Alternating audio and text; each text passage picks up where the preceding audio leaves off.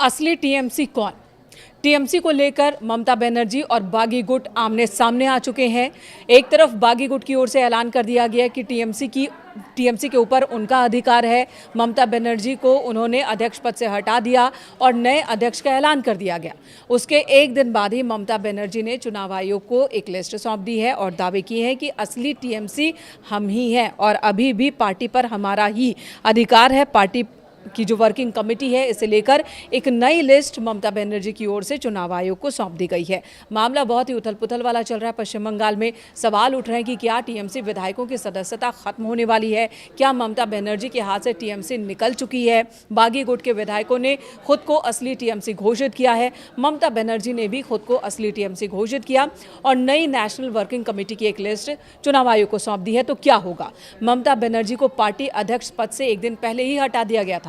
अभिषेक बनर्जी को पार्टी विरोधी गतिविधियों में शामिल होने की वजह से पार्टी से बाहर कर दिया गया बागियों की ओर से। यहां तक कि नई पार्टी संरचना खड़ी कर दी गई, नया अध्यक्ष घोषित कर दिया गया। तो क्या महाराष्ट्र में शिवसेना और बिहार में एलएनजेपी के साथ जो हुआ, पश्चिम बंगाल में टीएमसी के साथ वही हो रहा है?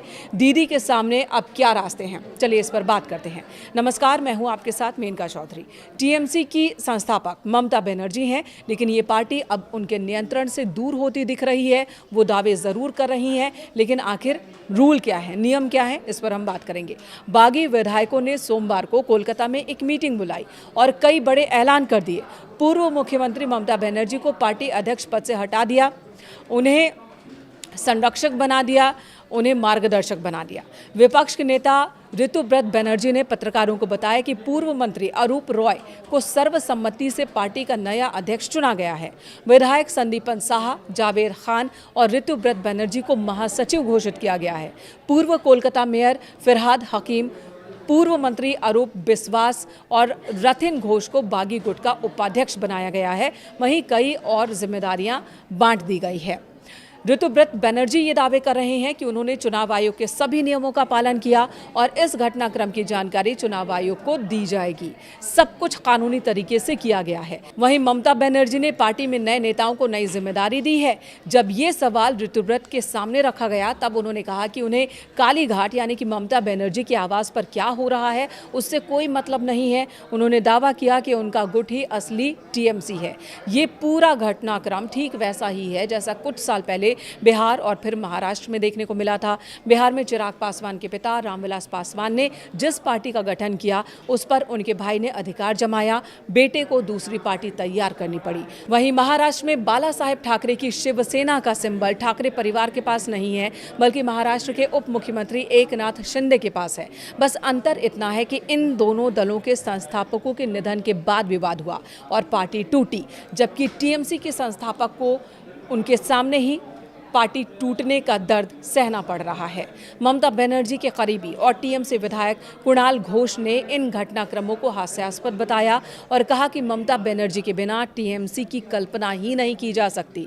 कुणाल घोष ने कहा कि ये एक कॉमेडी शो की तरह है। जिस व्यक्ति को टीएमसी से निकाला गया वही स्पेशल सत्र बुला रहा है। मामला अदालत में है और हमें विश्वास है कि न्याय मिलेगा। हम ऐसे हास्यास्पद व्यवहार को कोई महत्व नहीं देते।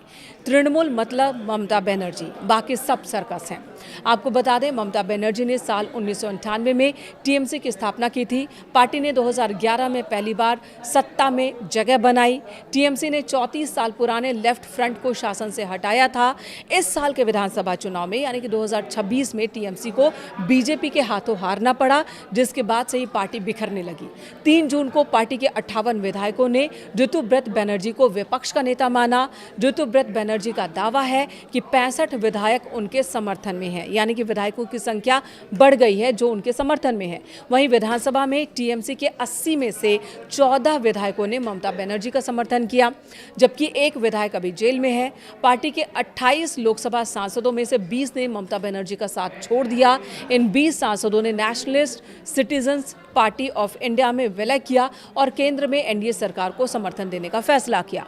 फिलहाल ममता बनर्जी के सामने संकट की घड़ी है। सब कुछ चुनाव आयोग पर और नियमों पर टिका है कि टीएमसी का भविष्य क्या होगा। क्या असली टीएमसी वही होगी जिस पर ममता बनर्जी का अधिकार होगा, या फिर सिंबल पार्टी की कमान बागी विधायकों के हाथ में चली जाएगी?